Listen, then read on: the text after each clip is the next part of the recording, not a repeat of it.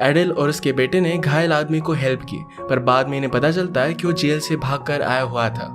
उसके बारे में और भी जानने के बाद ये डर चुके थे, पर इनके नसीब में कुछ और ही था। हेलो फ्रेंड्स, आज मैं आपको लेबर डे ये 2013 की एक romantic drama Hollywood movie explain करने वाला हूँ। ये एक बहुत ही अमेजिंग सी मूवी है और इसकी एंडिंग भी बहुत ही अच्छी है, तो अंत तक इस वीडियो को जरूर देखिएगा।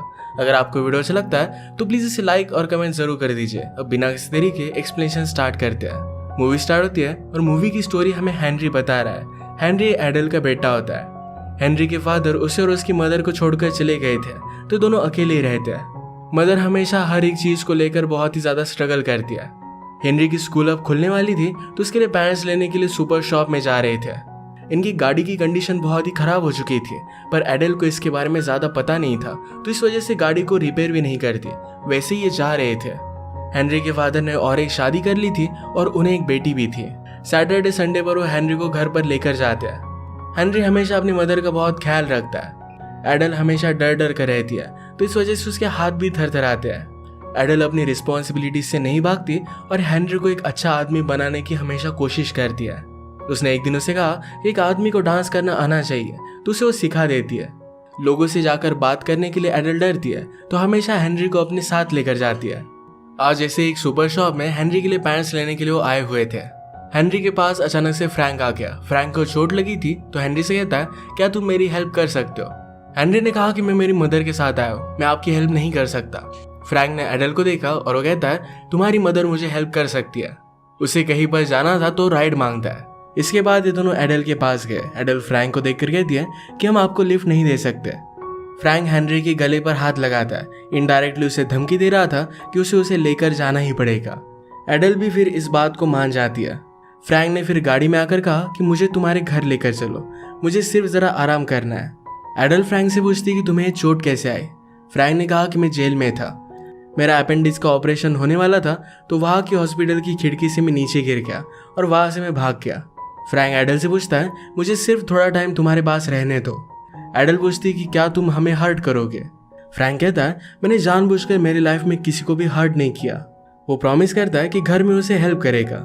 एडल ने कहा कि घर पर हमेशा लोग आते रहते हैं, अगर मुझे कुछ हुआ तो तुम बचकर नहीं जा पाओगे। फ्रैंक कहता है कि मैं अभी अभी तो जेल से बाहर आया हूँ, फिर से क्राइम कर कर मैं अंदर नहीं जाना चाहता। इसके बाद न्यूज पर भी फ्रैंक भाग चुका है, ये आ रहा था। फ्रैंक कहता है कि अब पुलिस हर जगह पर मुझे ढूंढने लग जाएंगे। अगर किसी को पता चला कि तुमने मुझे सहारा दिया था, तो तुम दोनों बहुत ही ज्यादा ट्रबल में आ जाओगे। इसके लिए उसके पास एक सोल्यूशन था। वो कहता है कि मैं तुम्हारे हाथ पैर बांध देता हूँ, इससे सब लोगों को लगेगा कि मैंने तुम्हें किडनैप किया था और तुम पर कोई भी शक भी नहीं करेगा। एडल भी इस बात के लिए मान जाती है। उसने हेनरी को फ्री रखा था। इसके बाद वो कुक करने लग जाता है। वो एक बहुत ही अच्छा कुक था और उसने एक बहुत ही अच्छी सी डिश बनाई। एडल के हाथ बंधे हुए थे, तो अपने हाथों से उसे वो खिलाता है। हेनरी को एडल की एक बात याद आती है। एडल हेनरी को एक दिन समझा रही थी कि जैसे आदमी बड़ा होता है तो वो किसी ना किसी को तो पाना चाहता है। उसे लगता है कि उसकी लाइफ में कोई अपना हो। ये एक बहुत ही नेचुरल चीज है। हेनरी हमेशा वंडर करता है कि उसकी मदर की लाइफ में कोई भी आदमी नहीं। अब फ्रैंक यहाँ पर है, तो क्या वो आदमी फ्रैंक हो सकता है? फ्रैंक ने एडल से पूछा कि ट्रेन कब से स्टार्ट होती है। एडल कहती कि सुबह ट्रेन स्टार्ट हो जाएगी। फ्रैंक का उन्हीं ट्रेन में से भाग जाने का प्लान था। हेनरी रात में एडल को देखने के लिए आया, तो अपने बेड से बंधी हुई थी। फ्रैंक नीचे सो रहा था। हेनरी सुबह फ्रैंक से पूछता है, तुम इस तरीके से भागकर कैसे आके? क्या तुम्हें कोई गार्ड वगैरह देख नहीं रहा था? फ्रैंक कहता है कि गार्ड को स्मोक करने के लिए जाना था, तो मैंने कहा कि जैसे तुम चले जाओगे वैसे मैं इस खिड़की से कूदकर भाग जाऊंगा। गार्ड को यह मजाक लगा था और वो सचमुच में चला गया। अगर आप मजाक में इस तरीके से लोगों से सच बोल देते हो तो उस बात को सीरियसली लेते हैं नहीं। फ्रैंक ने एडल को फ्री कर दिया था। वो पूछती है कि आज तुम मुझे क्यों नहीं बांध रहे? फ्रैंक कहता है कि अब नीड नहीं है। अगर पुलिस ने तुमसे पूछा क्या मैंने तुम्हें बांध कर रखा था, तो तुम सच बोलोगी कि मैंने एक्चुअल में तुम्हें बांध कर रखा था। फ्रैंक को ट्रेन की कोई भी आवाज नहीं आ रही थी, तो एडल कहती है कि लेबर डे का वीकेंड है, तो इस वजह से कोई भी ट्रेन नहीं आएगी। अब 2-3 दिन के लिए वो फंसे हुए थे।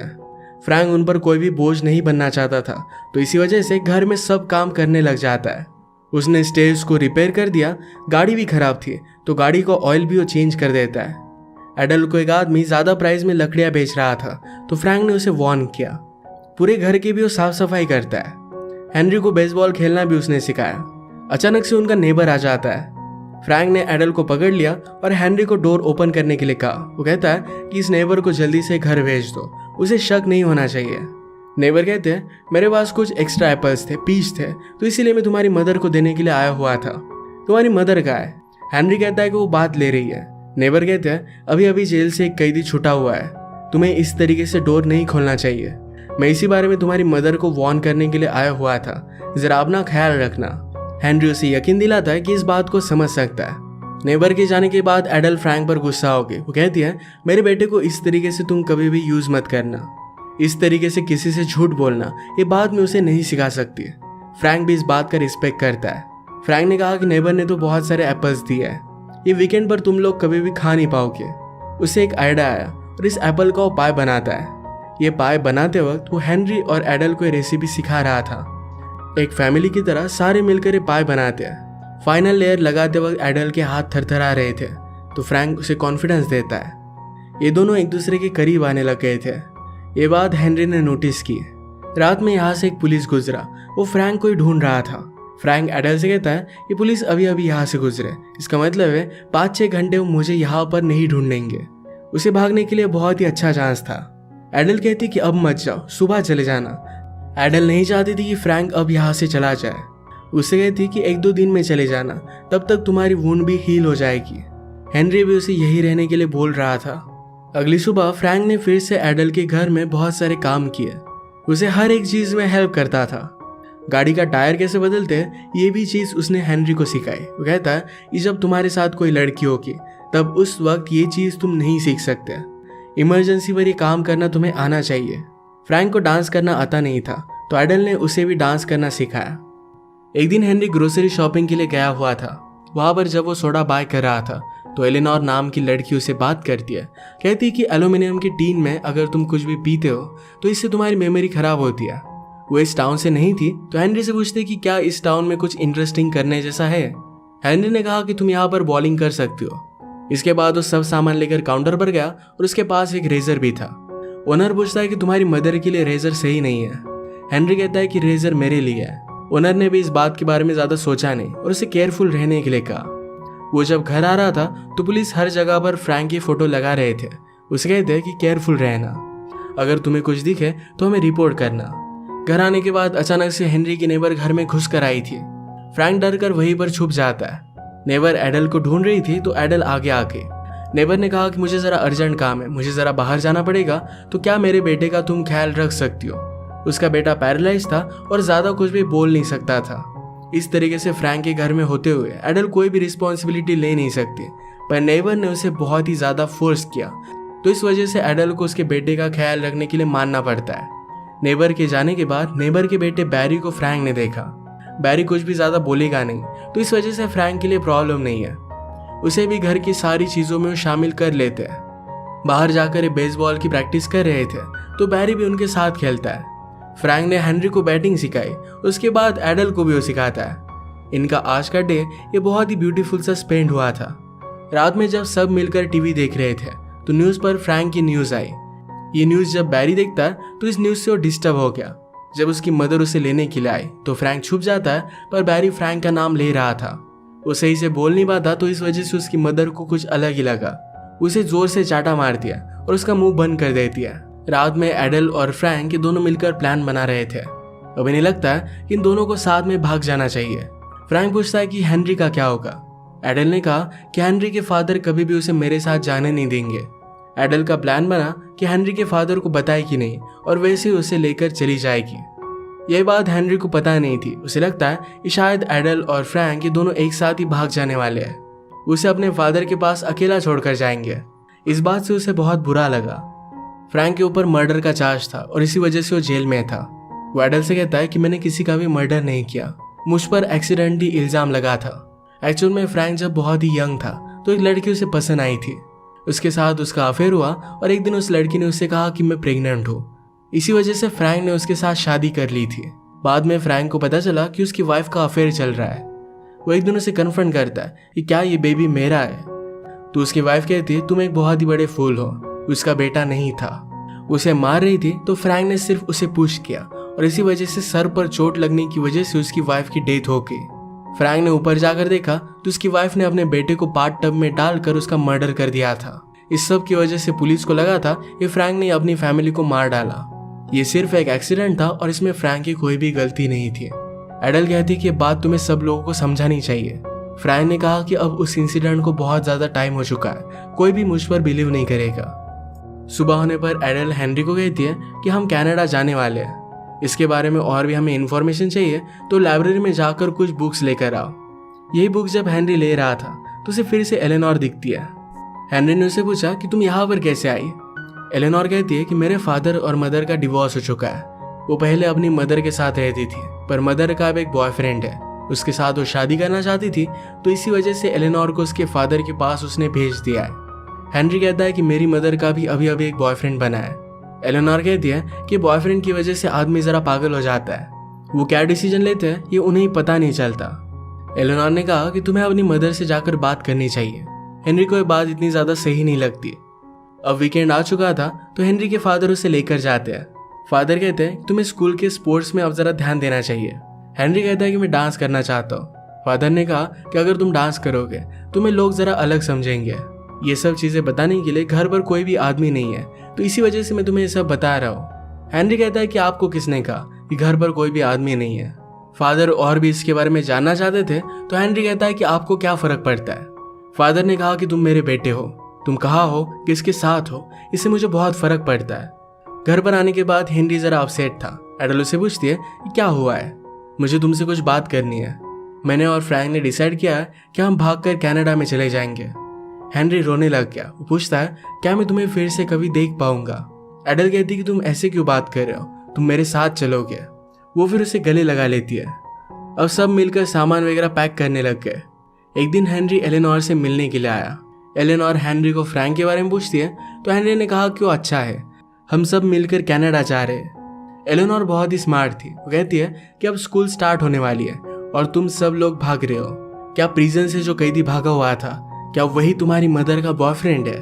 हेनरी हाँ कहता है। एलेनोर ने हेनरी से कहा ये तो बोनी एंड क्लाइड की तरह हो गया, वो दोनों भी चोर थे और ऐसे ही भाग रहे थे, पर पुलिस ने उन्हें मार डाला था। एलेनोर अकेली थी तो हेनरी भी उसे छोड़कर ना जाए, इसी वजह से उसे डराने की वो कोशिश कर रही थी। फ्रैंक को अपनी चोट से ज्यादा तकलीफ होने लग गई थी। एडल कहती कि मैं फार्मेसी से जाकर कुछ मेडिसिन लेकर आती हूँ। फ्रैंक इसके लिए मना कर रहा था, पर फिर भी एडल को इसकी जरूरत लगती है। वो जाकर गाड़ी में बैठी पर इसे स्टार्ट ही नहीं कर पाती। एक चीज थी जो उसे खाए जा रही थी।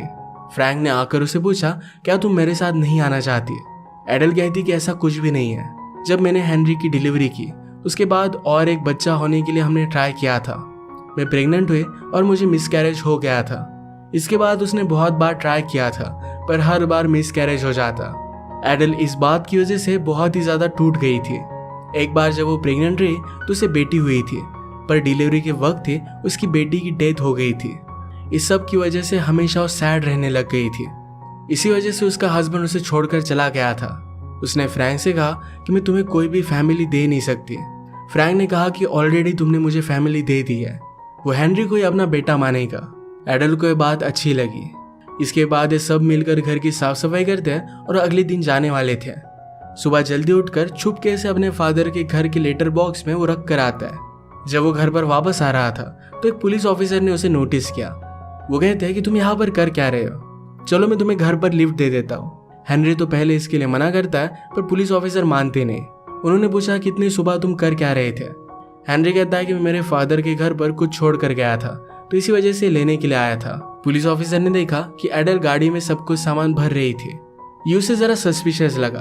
आकर वो एडल से बात करता है। वो कहता है कि क्या आप कहीं पर जा रही हो। एडल ने कहा कि कुछ दिनों के लिए हम जरा ट्रिप पर जा रहे हैं। आज सब बच्चों की स्कूल स्टार्ट हो रही थी तो ये और भी ज्यादा सस्पिशियस था। पुलिस ऑफिसर कहते हैं कि मैं आपकी जरा मदद कर देता हूँ। कुछ बॉक्सेस रखने में उसने एडल को हेल्प की। उसे ज्यादा कुछ भी सस्पिशियस लगा नहीं। जाते वक्त वो एडल का हैंडशेक ले रहा था, पर एडल का हाथ थरथरा रहे थे तो हेनरी उसका हैंडशेक करता है। ऊपर से फ्रैंक छुप कर ये सब कुछ चीजें देख रहा था। पुलिस ऑफिसर के जाने के बाद फ्रैंक कहता है अब हमें जल्द से जल्द यहाँ से चले जाना चाहिए। एडल और हेनरी फिर ये दोनों बैंक में आए। बैंक से सारे पैसे विड्रॉल कर रहे थे। ये बात जरा वहाँ की एम्प्लॉय को सस्पिशियस लगे तो अपने मैनेजर के पास गए। मैनेजर एडल से कहता है कि अगर आप इतनी ज्यादा अमाउंट विड्रॉल कर रहे हो तो जनरली लोग चेक में लेते हैं। एडल कहती कि आजकल मैं ज्यादा घर से बाहर निकलती नहीं, तो इसी वजह से सब पैसे निकाल रही थी। फिर भी उसे सस्पिशियस लग रहा था। तो हेनरी हंसते हंसते कहता है कि हम दोनों बॉनी एंड क्लाइड की तरह इस कंट्री से इलीगली अलग कंट्री में जाकर रहने वाले हैं, इसी वजह से सारा अकाउंट खाली कर रहे हैं। मैनेजर ने इस पर हंस दिया और सारे पैसे उसे दे देता है। ये बात हेनरी ने फ्रैंक से ही सीखी थी कि अगर आप इस तरीके से सच बोलोगे तो लोग आपको सीरियसली लेंगे नहीं। इसी के पैरेलल में फ्रैंक जब घर पर था तो अचानक से एडल की नेबर घर में घुस कर आती है। उसने फ्रैंक को देख लिया। वो एडल के बारे में पूछती है तो फ्रैंक कहता है कि जरा बाहर गई है, मैं घर की फिक्सिंग करने का काम कर रहा हूँ। नेबर को शक चला गया और वहां से वो चली जाती है। एडल के वापस आने से पहले फ्रैंक को घर पर कॉल भी आया था। यह हेनरी के फादर का था और वो वरीड थे। एडल जब घर पर आई तो फ्रैंक कहता है कि हमें जल्दी से यहाँ से निकल जाना चाहिए, लोगों को शक होने लग गया है। अचानक से पुलिस के सायरन की आवाज आने लग गई। ये रियलाइज करता है कि अब वो भाग नहीं सकते। फ्रैंक ने फिर रस्सी लेकर एडल और हेनरी दोनों को बांध दिया। फ्रैंक हेनरी से कहता है कि तुम एक बहुत ही अच्छे लड़के हो। अगर किसी लड़की ने तुम्हें बैड फील कराया तो लड़की तुम्हारा टाइम डिजर्व नहीं करती। फ्रैंक एडल से कहता है कि मैंने तुम्हारे साथ जो टाइम स्पेंड किया इसके लिए मैं फिर से 18 साल जेल में जा सकता हूँ। इसके बाद फ्रैंक ने सरेंडर कर दिया। उसने एडल और हेनरी के हाथ बांधे थे, यानी सबको लगे कि एडल उसमें इन्वॉल्व नहीं थी, उसे कोई भी प्रॉब्लम ना आए। फ्रैंक को अरेस्ट होकर फिर से सजा हो गई। एडल ने प्रोस्टिक्यूटर से बात कर फ्रैंक को जेल से बाहर निकालने की कोशिश की, पर प्रोस्टिक्यूटर एडल से कहता है कि अगर तुमने सब कुछ सच सच बता दिया तो शायद तुम्हें प्रॉब्लम आ सकता है, तुम्हारी हेनरी की कस्टडी भी जा सकती है। एडल हेनरी को खोना नहीं चाहती थी, तो इस वजह से वो कुछ भी कर नहीं पाती। कुछ मंथ के बाद एडल ने रियलाइज किया था कि हेनरी को अपने फादर के पास रहना चाहिए, तो अपनी कस्टडी उसने दे दी थी। उसने फिर फ्रैंक से मिलने की भी कोशिश की थी, पर फ्रैंक सॉलिटरी में था तो जेल में उसे मिल नहीं पाया। वो हर रोज उसे लेटर लिखती थी, पर बाद में सब लेटर उसके वापस आके फ्रैंक को ऑलरेडी ट्रांसफर हो चुका था। इसके बाद हम देखते हैं कि बहुत सारे साल गुजर जाते हैं। हेनरी अब कॉलेज में जाने वाला था। उसकी एक गर्लफ्रेंड बनी थी और फ्रैंक ने उसे जो भी चीजें सिखाई हुई थी लाइफ में उसे हेल्पफुल होती है। एक दिन हेनरी के फादर ने उसे बात की, कहा कि तुम्हारी मदर बहुत ही ज्यादा ब्यूटीफुल थी, वो हमेशा प्यार में रहना चाहती थी। जब हमारी लाइफ में प्रॉब्लम आए तो बहुत ही ज्यादा सैड हो चुकी थी। अगर कोई दूसरा आदमी होता तो उसे हेल्प करता, पर बहुत ज्यादा टाइम गुजर चुका था और मैं एक नॉर्मल लाइफ चाहता था, तो इसी वजह से मैंने तुम्हारी मदर को छोड़ दिया। मैंने तुम्हारे साथ ये जो सारे साल बिताए, मैं सिर्फ तुम्हारे साथ बॉन्डिंग करना चाहता था, मैं तुम्हें खोना नहीं चाहता। हेनरी भी अपने फादर को माफ कर देता है। उसने फादर से कहा कि लास्ट समर में मेरी मदर के साथ बिताना चाहता हूँ। वो पूरा समर एडल का ख्याल रखता है। इसके बाद और भी साल गुजर गए। हेनरी की शादी हो गई थी। उसने अपनी एक बेकरी डाली थी, जो रेसिपी फ्रैंक ने उसे सिखाई थी उसकी बहुत ही फेमस बन गई थी। एक मैगजीन में भी उसकी फोटो आई थी। ये फोटो जेल में फ्रैंक देखता है और इसे उसने पहचान लिया। उसने फिर हेनरी को एक लेटर लिखा। वो कहता है कि उस पर वो बहुत ही ज्यादा प्राउड है। अब वो जेल से निकलने वाला था और चाहता था कि एडल के साथ वो जाकर रहे, एक फैमिली की तरह रहे। ये करने के लिए पहले उसने हेनरी की परमिशन ली। हेनरी लिखता है कि मदर का एड्रेस चेंज नहीं हुआ है, आप उन्हें लेटर लिख सकते हो। हेनरी भी चाहता था कि उसकी मदर खुश रहे।